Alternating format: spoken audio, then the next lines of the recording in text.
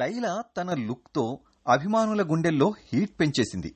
ఇంతకీ ఈ లైలా ఎవరో తెలిసే ఉంటుంది మీకు. తెలుగు చిత్రం ఒక లైలా కోసంలో నాగ చైతన్య ప్రేయసి లైలాగా కుర్రకారు గుండెల్ని దోచేసిన పూజా హెగ్డే ఆ తర్వాత ముకుందా చిత్రంలో నటించింది.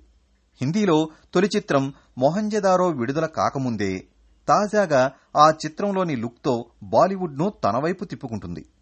ఇంతకీ ఈమెకు ఈ సినిమాలో ఎలా అవకాశం వచ్చిందో తెలుసా?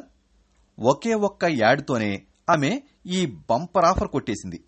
సినిమాల్లోకి రాకముందు పూజ చేసిన యాడ్ మొహంజదారో టీం దృష్టిలో పడింది. అంతే, ఆ భారీ చిత్రంతోనే బాలీవుడ్ ఎంట్రీ ఛాన్స్ వచ్చేసింది.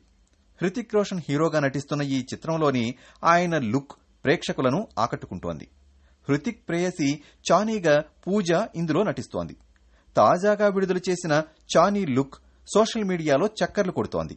అభిమానులు చానీ లుకింగ్ సో చార్మింగ్ అని పూజాని ప్రశంసిస్తున్నారట.